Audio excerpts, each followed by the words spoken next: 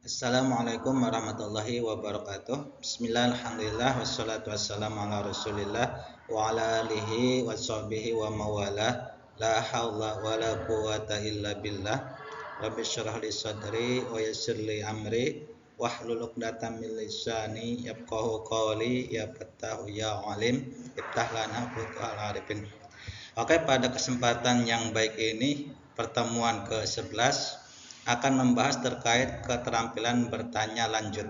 Dengan saya Zainal Mutakin, kelas A12, NIM 22811305666. Mengapa perlu melakukan keterampilan bertanya lanjut? Dalam mengembangkan kemampuan siswa, ini kemampuan atau skill bertanya dibutuhkan dalam rangka yang pertama mengatasi masalah. Ketika seorang siswa ini mengalami masalah pemahaman yang kurang baik, sehingga perlu adanya pertanyaan untuk lebih memahami apa yang disampaikan dari materi yang disampaikan oleh pendidik. Kemudian yang kedua, berpikir kritis dan tajam. Setelah peserta didik itu menerima materi yang disampaikan pendidik, tentunya untuk mempertajam analisis peserta didik, lebih memahami secara mendalam, itu perlu adanya bertanya. Dan bertanya ini supaya mudah, itu harus ada keterampilan bertanyanya. Kemudian yang ketiga, mengembangkan ide-ide. Dengan bertanya tentunya bisa menginspirasi yang lain, kemudian menimbulkan atau menumbuhkan ide-ide yang terpendam yang ada pada diri peserta didik. Itulah gunanya adanya skill dalam bertanya lanjut. Prinsip atau hal-hal yang perlu diperhatikan dalam keterampilan bertanya dasar dan lanjut ini sebenarnya hanya sama saja, hanya ada beberapa pengembangan dalam keterampilan bertanya lanjut. Komponen keterampilan bertanya lanjut. Komponen keterampilan bertanya lanjut ini sama dengan bertanya dasar, akan tetapi ada beberapa poin penambahan, yaitu yang pertama, pertanyaan yang memperhatikan tingkat kognitif atau berdasarkan taksonomi Bloom. Yang kedua, memperhatikan urutan pertanyaan. Dan yang ketiga, menggunakan pertanyaan melacak. Serta terakhir, yang keempat, meningkatkan interaksi antar siswa.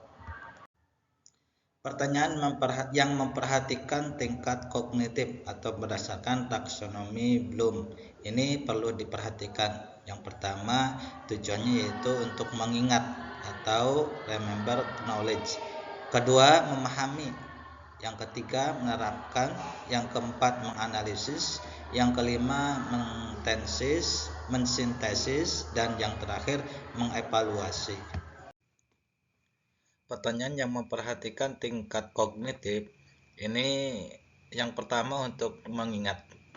Nah, ini seperti halnya pengertian, itu menanyakan fakta dan mengukur pengertian yang dangkal. Kata kerja operasional yaitu mengingat, mendefinisikan, mengidentifikasi, mengulangi, menyebutkan. Kemudian contoh, nah, berarti kan apa nama ibu kota Sumatera Barat misalkan. Terus apa yang dimaksud dengan fotosintesis, juga apa warna bendera negara Malaysia. Nah, itu kan contoh bertanya untuk mengingat. Kemudian contoh pertanyaan yang tujuannya untuk memahami, seperti pengertian dalam rangka untuk memahami, yaitu menunjukkan kepada pemahaman. Kemudian lagi mendeskripsikan, menguraikan, membandingkan, atau mencari perbedaan. Itu pertanyaan yang tujuannya untuk memahami. Seperti halnya contoh, apa perbedaan mamalia dan reptil. Kemudian misalkan gambarkan ruang kelas 1A dan 1B. Terus lagi bandingkan mata uang giral dan kartal. Itu kan perlu pemahaman. Jadi perbedaan dalam suatu hal. Kemudian pertanyaan yang menunjukkan menerapkan. Ya, seperti hanya menyelesaikan permasalahan dengan menerapkan informasi. Menerapkan akan menggunakan, memecahkan, mengembangkan. Nah, contohnya seperti bagaimana menggunakan Microsoft PowerPoint dalam membuat presentasi yang menarik. Nah, itu tentunya pertanyaan yang sifatnya penerapan, ya. Jadi fungsi atau pengaplikasian Microsoft PowerPoint dalam membuat presentasi sehingga menarik. Kemudian ketika pertanyaan itu menunjukkan tujuan menganalisa, nah itu seperti hanya hal pengertian memecahkan masalah dengan melihat hubungan antara bagian-bagian. Kemudian kalau tujuannya mengevaluasi, ya berarti menuntut siswa untuk membuat keputusan atau pendapat tentang kualitas. Kalau sudut pandangnya itu mensintesis atau menciptakan, yaitu berarti menekankan pada proses membuat atau membentuk sesuatu. Nah, kata kerja operasional. Nah, berarti ketika menganalisa, ya menganalisis, menyimpulkan, mengelompokkan, atau mengklasifikasikan. Nah, kalau kaitannya dengan mengevaluasi, yaitu berarti mengetahui, menyetujui, memutuskan, berargumentasi, atau memberi pendapat. Kalau segi menciptakan, yaitu menghasilkan, tujuannya itu menulis, mengkonstruksikan, membuat, mendesain. Ya, contohnya ketika menganalisa, ya mengapa, misalkan contoh pertanyaannya, mengapa media pembelajaran berbasis teknologi dapat meningkatkan semangat belajar siswa. Nah, kalau mengevaluasi berarti kan metode apa yang paling efektif untuk meningkatkan minat baca siswa. Mengapa?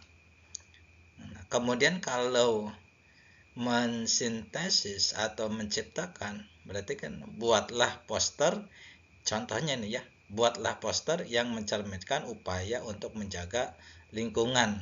Contoh lain ketika menganalisa, ya apa yang dapat kamu simpulkan dari percobaan ini misalkan. Kemudian kalau tujuannya untuk mengevaluasi, ya berarti menurut kamu benarkan pelajaran IPA terlalu sukar? Nah, itu seperti itu.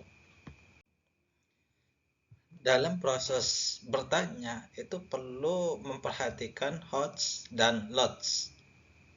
HOT itu diantaranya kreasi, evaluasi, analisis. Nah, kalau LOTS yaitu aplikasi berarti ya, understand dan remember. Sebaiknya dalam memberikan pertanyaan itu harus berurutan.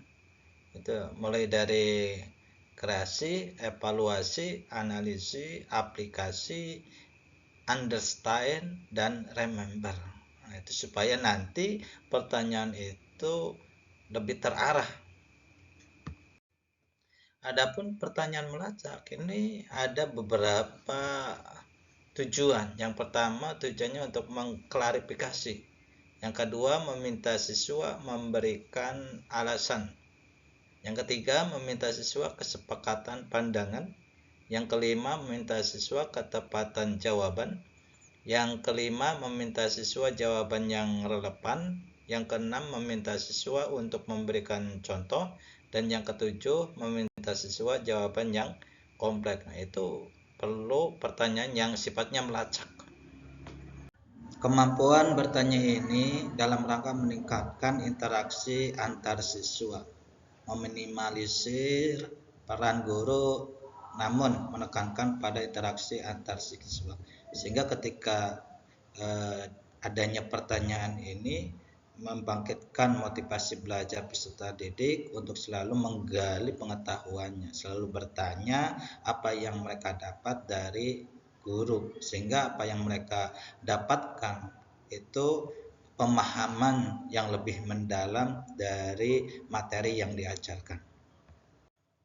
Pada pertemuan selanjutnya, yaitu pertemuan ke-12 sampai ke-15, ini akan membahas terkait praktek keterampilan dasar mengajar, yaitu rubrik penilaian observasi mengajar. Ini tentunya materi ini akan lebih menarik lagi untuk pertemuan selanjutnya.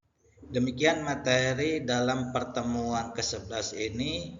Tentunya ada kekurangan, mohon maaf, dan terima kasih atas segala perhatian. Mudah-mudahan ada manfaatnya. Terima kasih. Wassalamualaikum warahmatullahi wabarakatuh.